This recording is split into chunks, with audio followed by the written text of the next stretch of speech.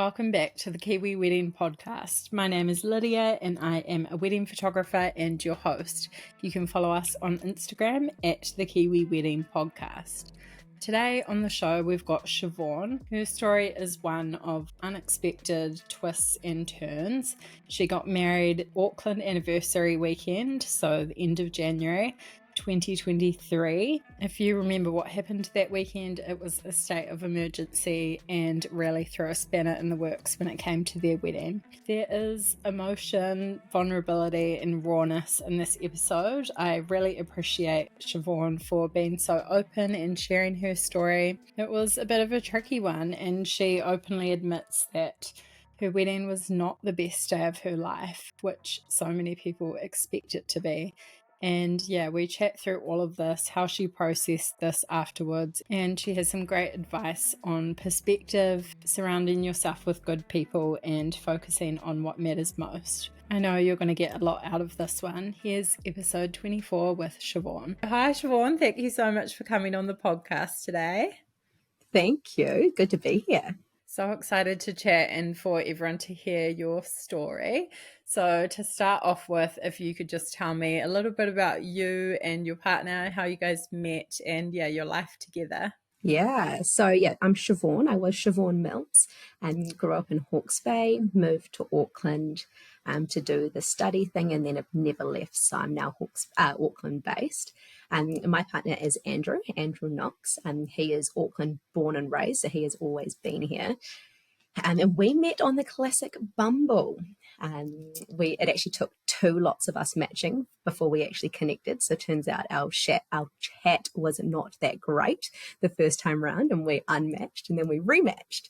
And then we became pen pals, for the longest of time, writing essays to one another. And we coincidentally had a mutual friend who figured out that we were talking and sort of validated one another for us. So then we eventually met, and then the rest is history.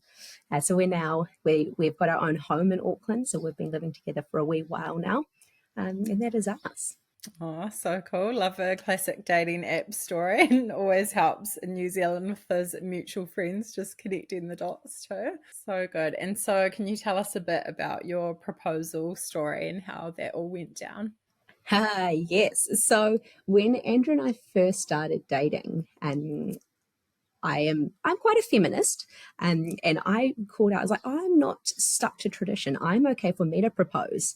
And he was like, absolutely not. There's no way you're proposing. So I said, okay, that's fine. Well, if you haven't proposed in the next 3 years, then I'm allowed to propose.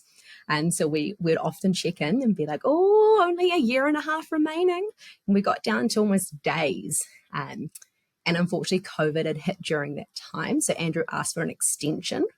I thought, oh, it's a bit cheeky. So our 3 years expanded a little bit further. And we got really, really close to the day.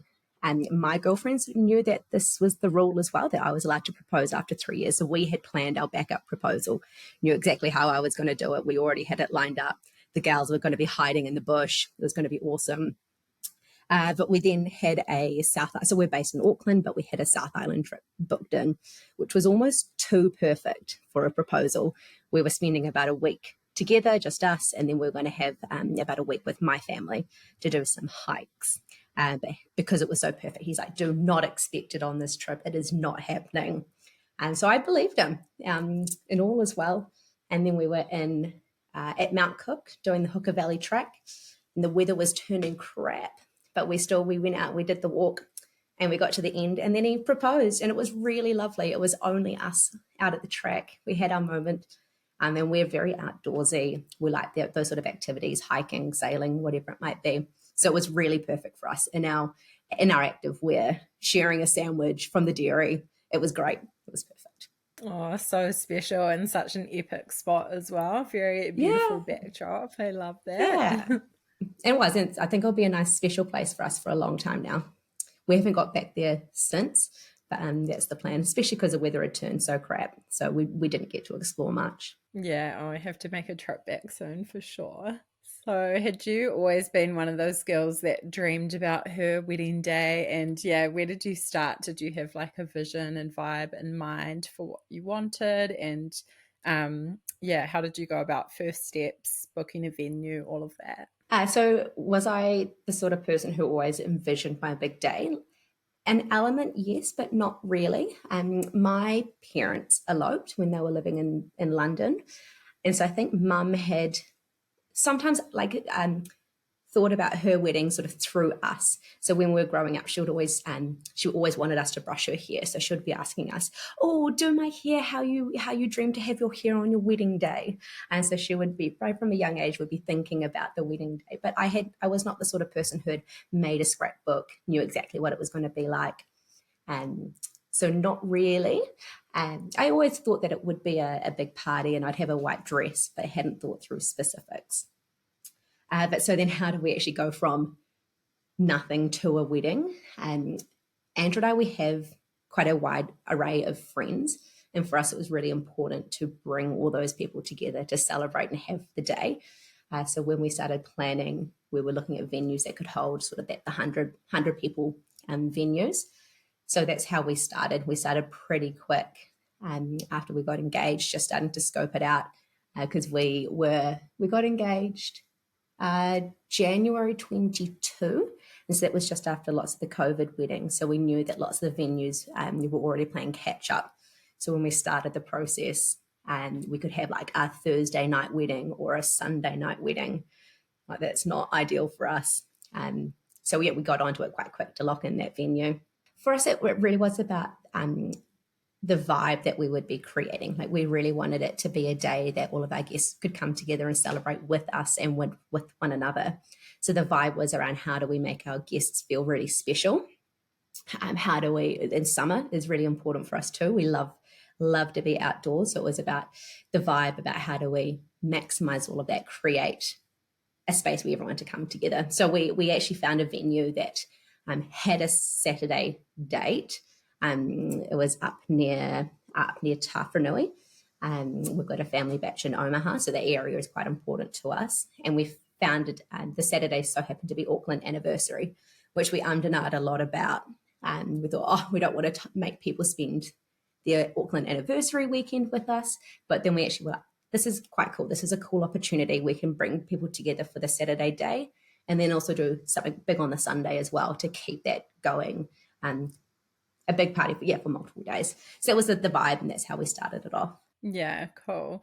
And what were the most like important elements of the day for you in terms of your vendors or dress, food, drinks? I mean, you've already mentioned just like bringing everyone together, but yeah, was there anything else that was like your top priorities? And the top priorities were spending as much time as we could with our guests. So structuring the day around that and getting our vendors to help us coordinate that. So our wedding photographers, for example, having them connect with us quite early in the day so we could get most of our photos done before the day. And then we don't have to go offsite after that. Other things that were really important to us, we really wanted to have a boogie, like be able to dance the night away. And so when we were looking at our venues, that was quite a key thing, is looking at which venues allowed us to carry on until we wanted. We had some venues that would kick you out at 10:30. We thought that's not the vibe we want. So we realized quite quickly that was also really important to us. And then also that we could do a ceremony and then the reception all in one place.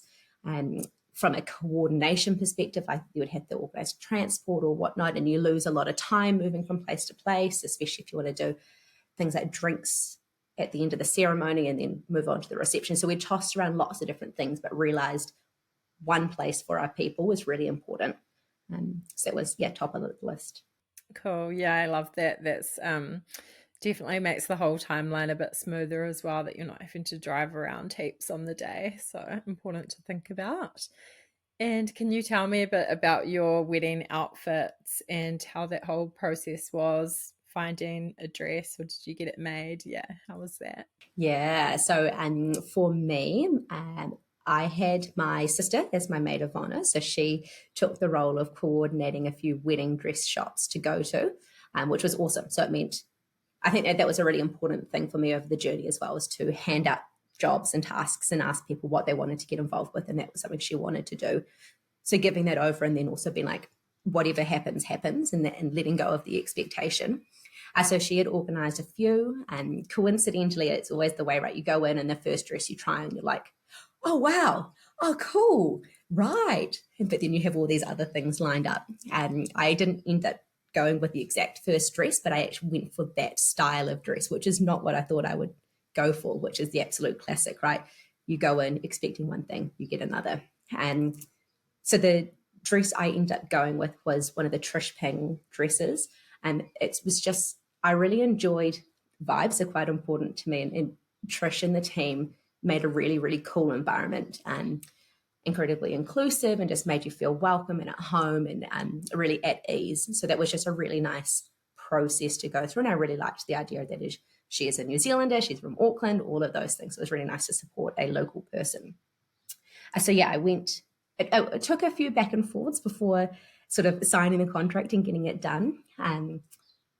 And we ended up doing a few different alterations. And so I went for the Marinol dress, which is a strapless dress. But I ended up getting a nice, the sash, the satin sash to go over my shoulders as well. I think as women, we're often very self-conscious of our bodies. And I loved the idea of a strapless dress, but sometimes I didn't like when my arms came down and how that sat. And we're all so self-critical, right? Which is not wonderful, but that's how we think. And so the sash was a really beautiful addition. And almost it made a second look for the dress as well. So I was able to do lots of my photos with the sash on and then take it off, and it looked like a whole new thing. So the process of getting the dress was a really, really nice experience. And I even investigated doing the mini version of that dress as my second dress. Unfortunately, it was going for a full Trish Ping wedding dress, and then a Trish Ping second dress would have been incredibly expensive. So I had to put the brakes on there and pull out of that second dress. But I really did want to get a second dress which I could have a good boogie and a dance in. And so I ended up finding one online which was almost Art Deco-y, and it had all the tassels, and so I could boogie around it. It would catch the light, and it was a lot of fun. And so I would highly recommend, if you are a dancer, if you want that, like having a second one, you can take off that big heavy dress is perfect. So cool having different dresses for different parts of the day. And who was in your bridal party? How did that process go? Was it really easy choosing them? The classic, no, it was not an easy process. As I said, like Andrew and I have quite a wide array of friends, and Andrew was really strict on, he wants 6. So I thought, wow, okay, this is huge. He has 2 brothers and then many, many, many close friends. And he did not want to make that decision around which of them to pick. So it was, went for 6. And then we tossed around, do we have to match? Do we not? And then we decided actually matching is a really nice idea. And there are so many people I could have selected for mine as well. So it was hard but easy to make the 6. And especially with my sister being the first one and then my friends being all the others. But 6, it's a lot. And the idea of being surrounded by your favorite people is incredible. And I would strongly recommend that to anyone. But I think something to consider is that there's always a cost associated with that. So we were really mindful that we were asking our friends to be part of our day, and we wanted to make them feel like it wasn't a chore. It wasn't a cost they had to sign up to. So we made sure that we covered everything. And because we're all quite vibe orientated, that included things like the day before doing a big celebration, and we'd booked a batch for the gals and a batch for the boys. But if you think there's 6 of them on each side, and then we wanted them to be able to have their partners there the night of the wedding. So with these big houses over an Auckland anniversary weekend, it meant you had to book it for a few nights.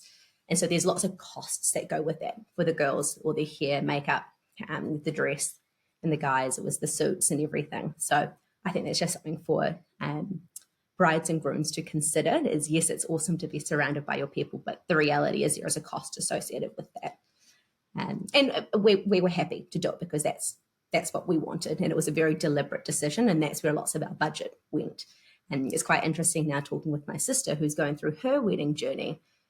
And after looking at that, she's now considering, do I do no bridal party? And I said, but she's really concerned that she's going to lose that vibe of being surrounded by her people and getting ready and whatnot. thought they don't need to have an official bridal party role to be there with you. You can still have them there. You can still do the bubbles and getting ready with one another. Just having the silky dress doesn't mean that's not the only thing. The answer is yes, we had a big bridal party. It was hard to pick them, but it was wonderful to have all those people around. Yeah, so cool. That's such great advice for people as well. And it's just like considering what your priorities are and yeah, if you want to spend that or not, or involve them in other ways. So yeah, good one to think about.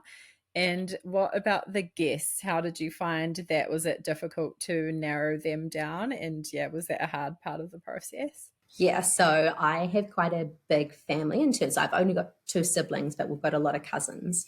And it was a really hard decision to go, well, you can't invite sort of just one without the rest of them. So from a family perspective, we're like, okay, well, we probably can't do everyone. And we thought friends. We started writing the list. We're like, oh my gosh, this is getting huge. And the venues, lots of venues just can't take that many people. So we had to be really quite ruthless in starting to cut people out. So we thought rather than not being able to celebrate with them at all, we hosted an engagement party. And that was a way that we could go far and wide with our invite list and celebrate with all of those people without the expectation that they would then also be at the wedding. So that is how we sort of got around that part of the process. But yeah, going through the wedding guest list was hard. And there was especially around the expectation that when you've got one person, you have to also invite their partner, especially if you like we'd never met some of the partners and sort of what does that mean? Do they have to be there or not? And like there was one particular friend where I had invited him and not his partner. I had never met her. She had never met any of our friends. And then sort of the expectation that she was just going to be there. And I thought, oh no, and so I had to really have that awkward conversation. And then the same with one of my aunties, with my cousin, and know that actually I'm sorry, like we do have to put limits in, and our venue can't hold all these people. So it was a really hard and awkward conversations to go through with guests. And I think it's just because lots of people have expectations. But I think people are relatively understanding if you have the conversation with them and don't just make assumptions. But yeah, guests, it's hard. And the reality is there's a cost that goes with that. And so the lens we started to put on it was, would we be willing to take them out for a $250 dinner on any other day of the week? Because that's the reality. It's sort of going to be that much minimum per person. So you start to look at it a little bit more critically as the planning process goes through. Yeah, definitely something that's tricky to navigate, but you do just have to be a bit ruthless and sometimes have those awkward conversations and draw the line somewhere. So we haven't really gone into it yet, but there were definitely some unexpected things that happened on your wedding weekend. So can you tell us about the big day? How did it go down? And yeah, what happened? Yeah, so it's really unfortunate. We'd planned our wedding because we wanted the summer, we wanted the outdoors, we wanted all of these experiences. But end of January, perfect, good summer wedding. It's going to be wonderful. Had worked with like my makeup artist around how do I make sure I can reapply sunblock as much as I can throughout the day. I'm quite fair skinned. I'm going to get sunburnt.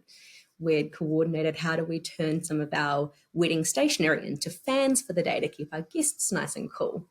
And I'm sure many of us are aware the Auckland anniversary in 2023 was not a wonderful weather time. And unfortunately, that did really heavily impact us. So our venue was an outdoor venue. We had picked it because they had an indoor option. But unfortunately, with the cyclone that came through and the flooding that followed, that the wedding venue was underwater. So it was quite a stressful event. The day before the wedding, we'd gone to the venue, we'd set up everything. We'd gone through okay, it's now a rainy day event. These are our options. This is what it will look like. So we'd done the rehearsal. We'd done everything was set up. We'd gone back to the batch to have our dinner and beers with our bridal party beforehand. And up in Omaha, it's a coastal town. Well, coastal, what do you call it? It's just a sort of a holiday space. And so it was really sandy. So the rain drained really quickly. So it didn't feel very severe up there. There was not flooding. It was just sort of a bit wet. So after we'd finished our dinner and beer, we'd gone back to the Bachelors to start our debrief time. I was really deliberate in getting the bridesmaids to help me with that moment, like making sure that we were having really quiet time the night before, and it was that self-reflection, it was taking the moments, enjoying them, being deliberate. So we'd gone back to the Bachelor to start that sort of process. And then we started getting all of the videos of like the Auckland buses being underwater. It was just chaos, but it didn't feel that chaotic at Omaha. And then it started getting a little bit worse and a little bit worse. And it got to about 9 p.m. and our vendors were starting to call us. Because I think at this point we'd now gone into a state of emergency as well, which had never happened. We didn't know what that meant. So our DJ was Hamilton based, and I deliberately picked him because he had such incredible reviews, which meant we were going to pay for travel because he was out of Auckland. So Hamilton based, and he'd already been at the venue before. So he'd called and said, look, I might not be able to get there, but here is a plan B, C, D, like everything's organized. Don't worry. We're like, awesome, cool. So I'm going to do my absolute all to get there, but don't worry. We've got a plan. Okay, cool. That's it. And then we were lucky that our makeup artist had come up that day because he had a family batch up there. So he was already there, but he had been in contact. Cool, great. We're all good to go. And I think the most interesting bit was our hairdresser. We picked her because she was local, so she was only just down the road. Awesome, great. Well, like, even if there's a state of emergency, she's nice and close, we're okay. It turns out she had driven her daughter to Auckland to drop her off at a party and now had got stuck in the state of emergency. And she's now calling. She's stuck on the side of the motorway. There's floods. She can't go forward. She can't go back. She's in Orewa, but don't worry. She's going to sleep on the side of the road. As soon as those roads open, she's going to come through. She'll be there. We're good to go. We thought, absolutely not. That is not happening. So we managed to ring around some friends, and we found some friends that she could go crash with in Orewa, which is awesome. And a bit of a side story, they're now like best friends. The daughter now stays with them once a week. Went to her 60th last weekend. She was there. It was great. It was so cool to debrief the wedding with her. So a really, really cool sort of relationship that's generated out of a really chaotic situation. Anyway, all of this is like, it's chaos, right? We've got people calling us left, right, and center. We've got news articles that look chaos. So we managed to get to sleep. At some point in the evening, it's still massive rain. At about 7 a.m. the next morning, our venue called us, was like, hey, look, it's really rainy. What do you want to do? We said that we really want to, so at this point, Andrew and I are also in separate batches. So we have done the traditional stay in different places overnight. So we're trying to do this separately. So we've now got a venue call. We're calling our venue as a 3-way phone call. We want to progress, like we want to do this. It's fine. We've got wet weather contingency.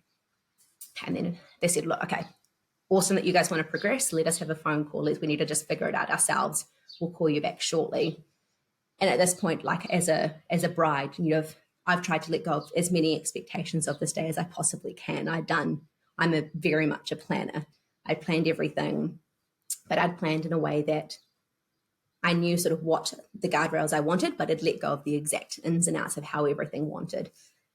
And so I had sort of tried to let go of as many expectations as I could, but it's really stretching my resilience at this point where we're trying to plan this wedding, what's going on. So the bridesmaids were incredible. They told me basically like, have a quiet moment in the room by yourself, figure out what you want to do. So I was left to it. And like little things, like one of them had like written me a handwritten note and left it on the bed for me with my quiet time. That's the sort of thing where I'm like, the vibes are really important to me, right? Connecting with those incredible people. But anyway, so I'm now by myself. My sister's now, I said, right, I will do all the phone calls with the venue. You just have a moment, breathe, do whatever you need to. And I think the most heartbreaking thing, it's even getting me going now, is seeing my sister walk back into the room in tears. And she had to tell me, my wedding was cancelled. Sorry. Yeah, that's all right. It's heartbreaking. It really was. And it's so emotional, right? We haven't really slept because like you wake up, I think up at like 4:30 in the morning, being like, all right, so what's happening? What are we doing? How does this work? Not because I was nervous, but we've got family in Wellington. who were stuck on the tarmac. They couldn't leave. Auckland Airport's underwater. And so it was just chaos. But yeah, so that was really, really hard. And so at that point, Andrew and the best man actually drove over to the house. And so we could be together and just work out what our next steps were. And that's when the bridal team, like, picking your people to have around you is really important. But they were awesome. They went into complete like planning mode.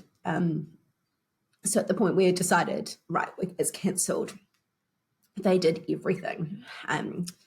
We had used With Joy as our wedding website, which is also where we did all our RSVPing. So they were able to contact all of our guests through that, and then also like we're calling everybody. They were able to contact all of our vendors, and like they had like I think one of them had almost like a clipboard, and like it was like, right, you're doing this, you're doing this, you're doing this, which meant that I could just have that moment, be by myself, and just like almost wallow in that the wedding day I've now lost, because it was grief, right? That's a lot of grief, and so it was tough. And at that point I was quite emotional. I had my tears, but then I think very quickly I moved into, okay, that part's over. What are we doing now? And our makeup artist is already with us. He'd come over at about 6 o'clock in the morning because there were so many of us, and he knew that his assistant couldn't be there, and she was on the other side of the chaos. So he'd come so early to help us. So we already had a couple of the bridesmaids were now already made up or done. So we thought, you know what, bugger it, let's just have a party. No, for those who are already here, let's just celebrate. Let's just do this. It's okay. And so as the day went on, I'm now getting my makeup done because he said, like, right, like, let's just do it. Put some makeup on, have a party. So I've now got glittery eyes, like nothing what I'd done in my trial, because it's now a different vibe. But the sun started to shine. Andrew and the best man Max are still with us. And I think they'd gone at this point. It's now just the bridesmaids just trying to pick the vibe up and make sure I'm happy. And we decided, like, actually, like, we could do this. Like, we could actually get married. Like, yes, it can't be at our venue. They're underwater. The roads to the venue there's been slips. Like, the reason that the venue cancelled was they couldn't get their employees there to cook any of the food, to do any of the things. It wasn't safe. They couldn't get any of the portaloos to the venue. The actual outdoors was completely flooded. They had a little estuary that came onto the property, so it was chaos. So we thought, okay, well, we can't do it at the venue, but we'll go down to the beach. We'll do something. And so the bridesmaids were incredible. They called every single celebrant in the area that could possibly help us on the day, and I think there were 10 of them. So they called all 10, and all 10 of them said, absolutely, like, name a time and I'll be there. And so that was really, really cool. Been like, so everyone just wants to make this work. We've now made the decision, like, action, it's go time. We're going to do this. And so we had people running down to the beach, looking at the tide times and what the weather's doing. Could it be on the beach? And it was just chaotically windy down there. So we're like, okay, never mind, can't do that. So then we looked at all of these other options. And we ended up deciding that the backyard of the batch was going to be the best bet. And I say the backyard of the batch, we're quite lucky that one of the batches was one property off the beach, and the land in front of it, which was right next to the beach, is an empty section. So we called up the owners of that section and said, can we do it here? And they said, absolutely. So again, everyone was like, please make this work. So we've now gone from wedding being cancelled, everything's off, to just jokes, we're back on. I literally think that was the subject line in the email to our guests was, just jokes, it's on, please come. And so we were telling our guests, like, they were looking at how to get from Auckland to Omaha. So everyone was messaging, like, right, go this way, go this way. It took someone 6 hours to drive there, but they did it. Like, the guests just got up and did it. We had to tell them to stop at the bottle store and please pick up some pals, pick up some beers, please come along with something. And my 36-week pregnant bridesmaid went down to the bottle store and bought all of their wine, which looked chaotic. We went to the dairy and bought all of their cheese and crackers because that was our venue, was all of our food. And on a side note, we had an incredible friend who made our wedding cake. And it's not often that wedding cakes get eaten, right? But our cake was gone because guests were so hungry because we didn't have any food. But we just rallied. So we had actually what was really cool because of the vibes that we were. So I'm going all over the show with the story here. Yes. You had the whole journey. Yeah. The day after, because it was the Auckland anniversary weekend, we thought, let's bring everyone together that day as well. So we'd organise a big coffee cart to do a grazing board lunch and coffees, and we were going to do outdoor games and everything all day long. And we were quite deliberate with the company we picked for that. And it was an incredible woman. She runs a company, Mini Oak, and she'd never done it before. So we were co-creating this experience together. And so she was, as a young woman, just starting her business, had done an awesome job, had bought all of the food, but then she was heavily impacted by the floods as well, right? I think she couldn't access any of her stuff. And so we've now got all this food. What are we going to do? So one of our guests went and picked up everything there. So our wedding dinner is like all the croissants and the salmon that we were going to have as our brunch the next day with tomatoes. So we had all of that and our cheese and crackers and our wedding cake. All of that was our Christmas. Oh my gosh, not Christmas, our wedding dinner. We did it in the backyard. It was a pretty cool experience and exhausting. Like it was a really, really exhausting experience though. And our wedding photographers were unfortunately at a wedding on Waiheke the day before, so they had got all swept up in everything as well. It was probably quite good for them that we had cancelled because it meant they could go to bed and have a sleep. But then when we called them to say, hey, it's back on, can you still be here? Can you come? They said, yes, but we're this far away. And they didn't get home until 4 a.m. that night before because of getting stuck everywhere. So we managed to have them, but it was nothing like what we thought, right? We didn't get to have all the pre-wedding photos, but they were still there and they made it work and it was incredible. So everything was quite delayed, but we did it. We had our journey, we had our wedding, and everyone had just rallied around us. Like we had planned this whole wedding that we wanted the vibes for our people, but they had turned it completely and they made the day for us. Like everything was so that we could be present, have those moments together, and that was really lovely. So surround yourself with those people, be really deliberate. Yeah, that's the most important thing. Like, what an emotional journey and just so much to go through in like 24 hours, just pivoting. And then, yeah, I love how that you just went ahead with it anyway and had a party, and it was not what you planned at all, but yeah, still did it and had the important people. Like, did most of your guests make it in the end? Yeah, good question. So we had 99 guests who were confirmed to come and 65 of them were still with us, which is pretty incredible. Was basically only those who were Wellington based who couldn't be there. That's because they physically could not get there. And they really tried. Like lots of them sat in an airplane on the tarmac for like 6 hours the night before. So we got it. It's unfortunate because a lot of those people were family. So it meant that we had to make the decision to progress with our family.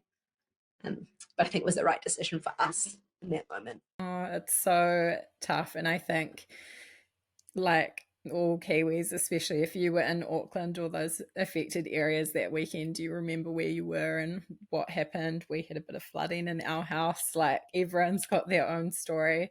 The airport was underwater. I just remember seeing all those videos, and it was just like another thing. Like it was a really crap summer. And like after a few years of dealing with a pandemic and everyone navigating weddings through that, and then just to have these massive natural disasters, like, yeah. And I think because it was the first time it had ever sort of happened at that scale, right? It was the unknowns. Like we've all dealt with quite a lot, but it was like what does this actually mean? Like what can we do? Like can people still drive? Yeah, chaos, absolute chaos.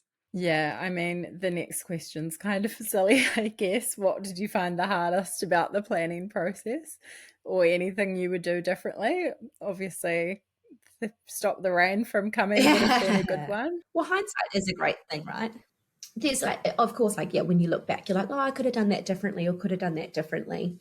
But I think we're quite good at being like, right, that is what it was. It's okay. And so yeah, you're like, oh, I wish the weather could have been better, but the day was the day. And in terms of like things like tips and tricks for people though, is look in your contracts and find out, like, lots of contracts with vendors are all COVID specific, right? Like, and they ask you, are any of your guests based outside of New Zealand? Like, will your wedding go ahead if they can't get here, if we lock down and that sort of thing? Like, oh, cool, no, it's fine. Like, we've got like 2 people from overseas, it's okay. But we'd never considered, like, what if there was an act of God or something completely out of our control? What does that mean? And it's really unfortunate because our venue cancelled us and we technically cancelled all of our vendors.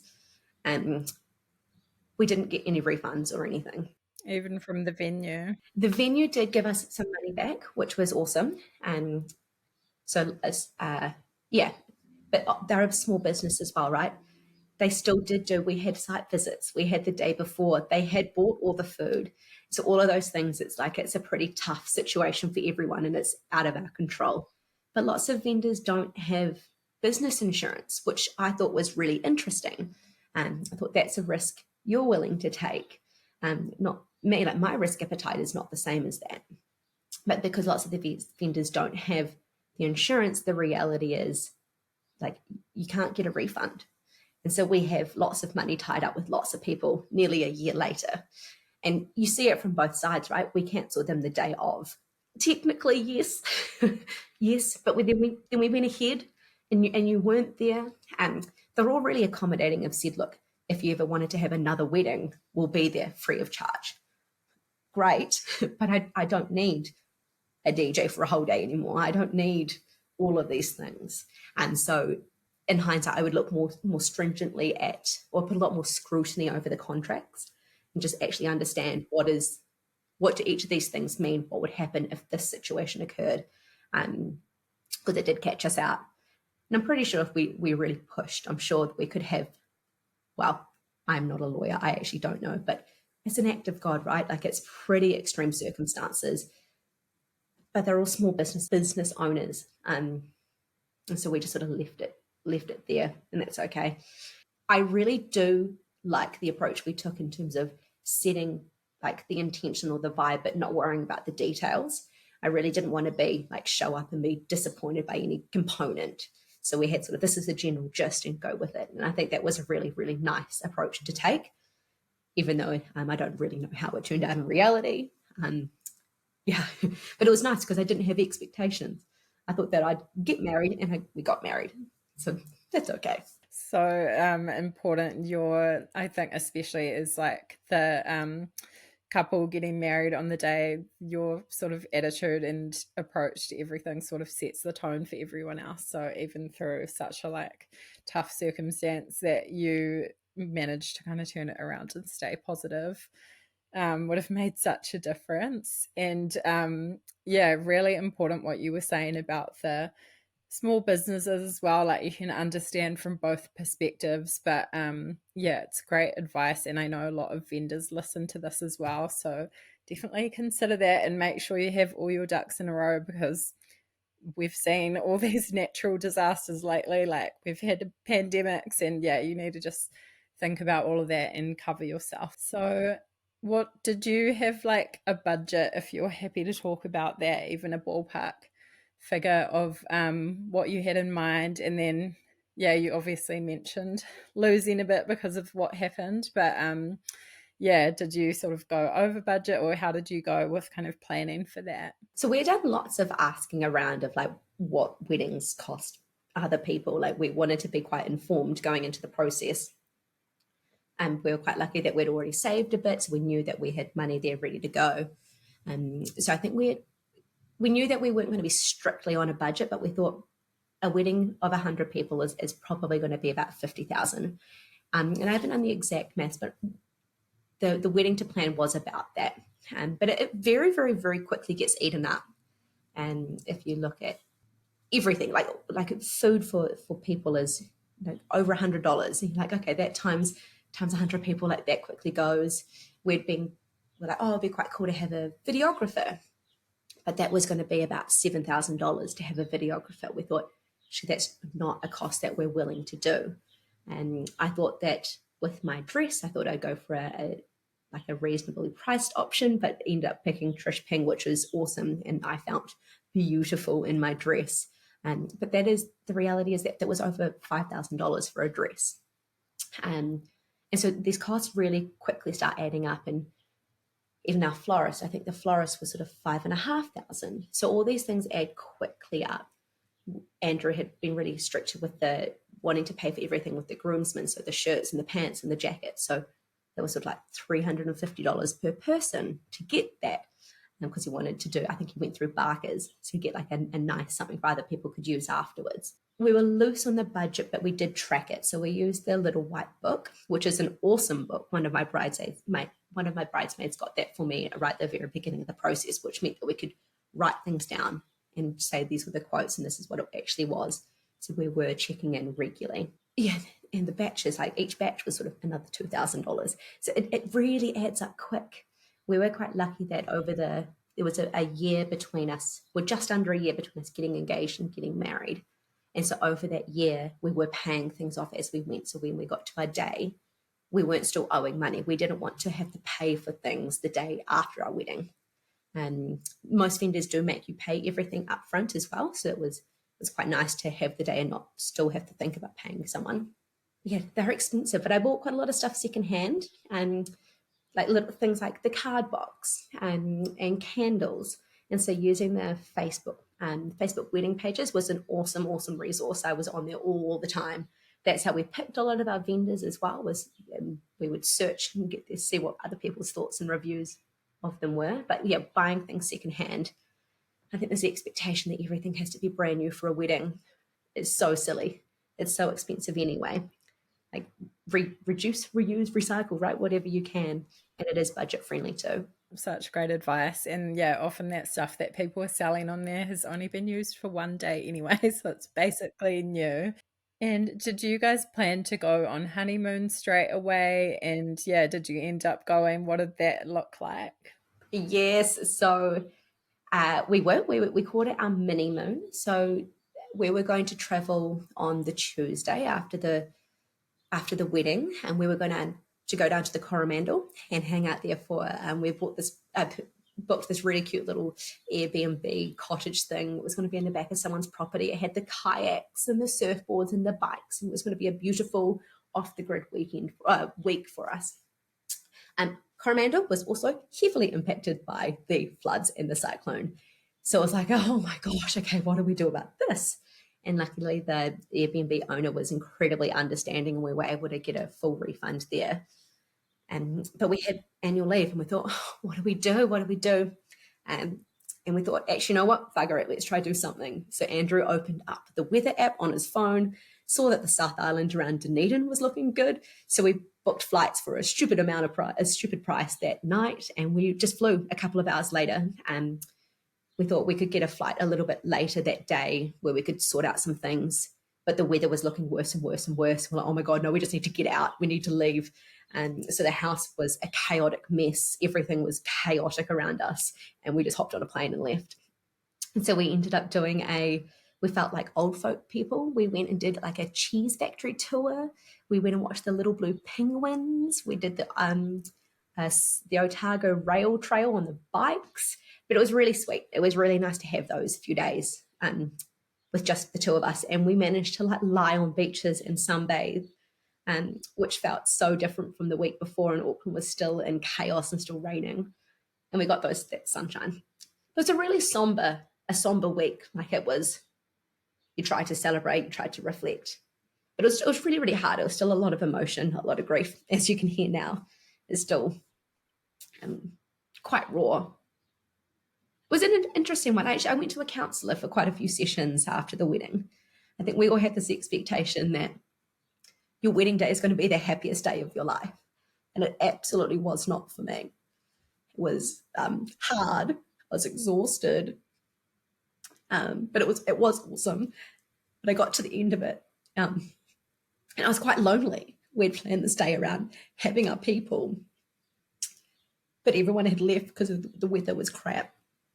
They had their homes to go sort out, right?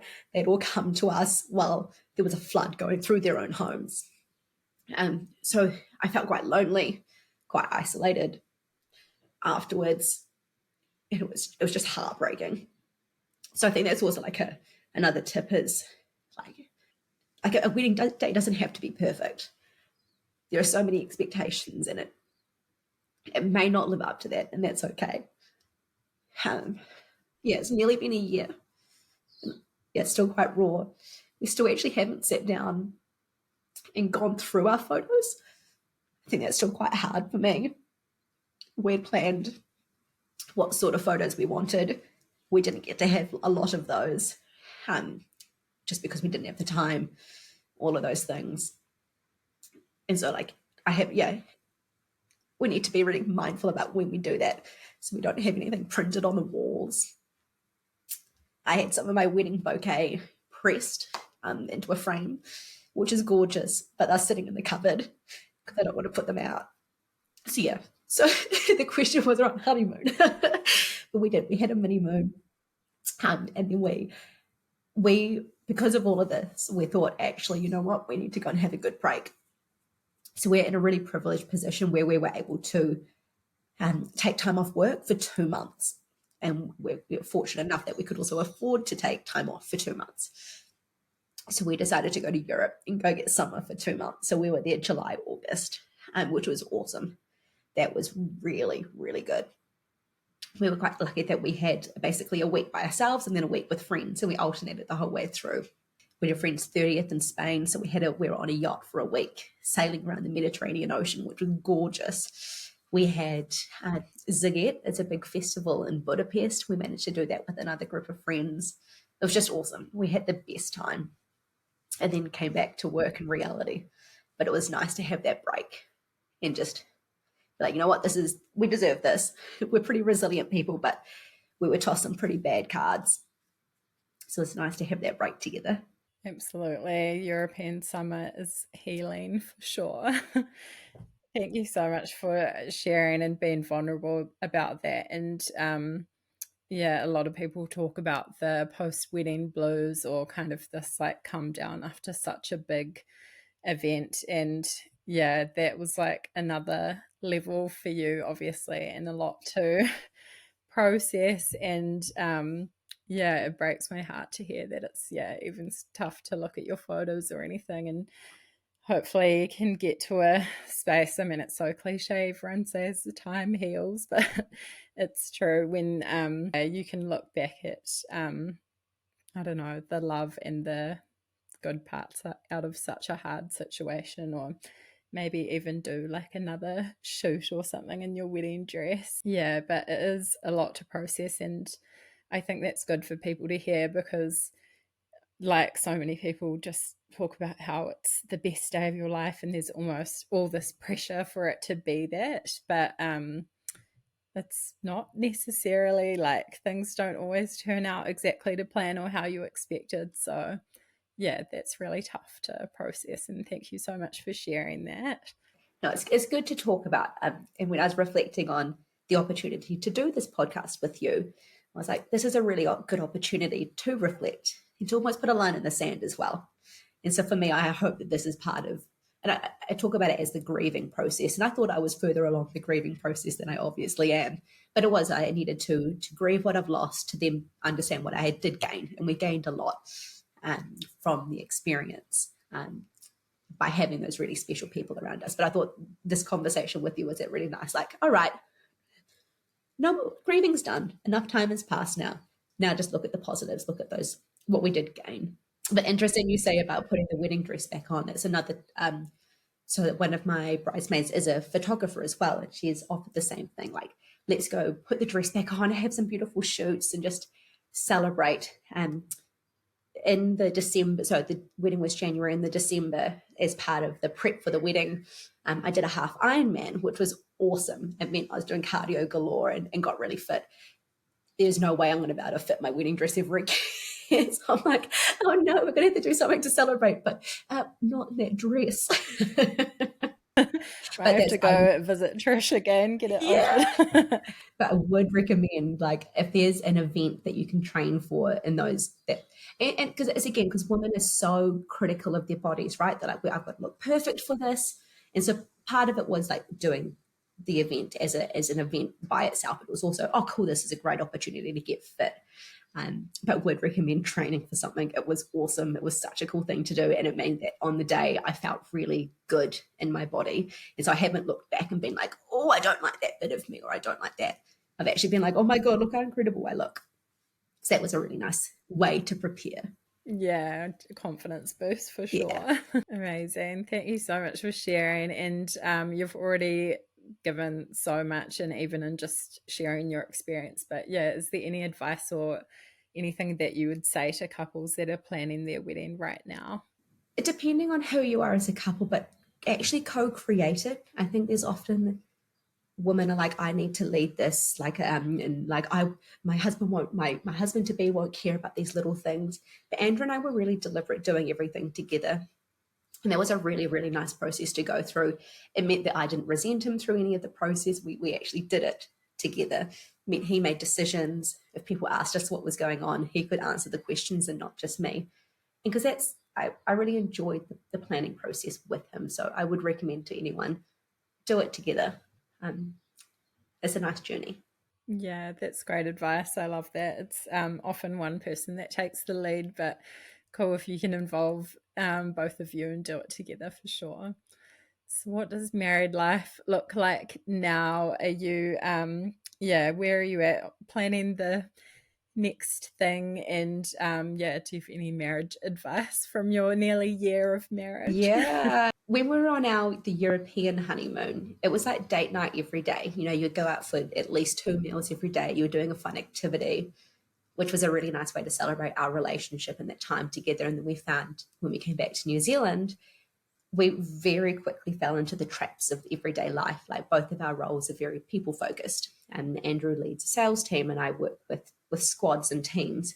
And so we're with people all day long. And we were finding we were just going into the coming home, cooking dinner, watching TV, going to bed, and just falling into that very monotonous cycle. And so we have implemented like our fortnightly date night now. And we alternate who has to organize. So it means once a month you organize something. And I've just found that's a really nice part of married life, is be deliberate with how you spend time together. There's so many stats around, you know, marriages can fail and all of those things. And I think a lot of it comes down to communication and putting the time and effort and energy into that relationship and making sure you're communicating.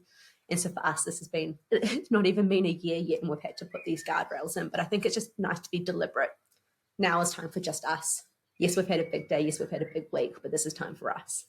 And so married life now is great. And I'm sure it will be for many, many, many years, but it's been quite deliberate and focused around how we spend our time together. Amazing. That's such great advice. Really important from the get-go, just to set things up like that and be really intentional. I love that. Thank you so much for coming on today and being so open, vulnerable, even in your grieving process. I know that's really hard, and I so appreciate you opening up, and I know that a lot of people are going to get a lot out of this and from hearing your story, so we really appreciate that. Is there anything else you wanted to add at the end, or say to engage people as we wrap up? Well, just good luck. Like, it is a really fun journey. Be deliberate with what your expectations are, what you want to do, rather than getting wrapped up in what other people expect from you. You never know how the day is going to turn out. So just know what's important. But yeah, thank you so much for having me on the podcast. It's really, as hard as it is, it's really nice to talk about it, and hopefully others can learn from this. So thank you. Yeah, so appreciate it. Thank you so much.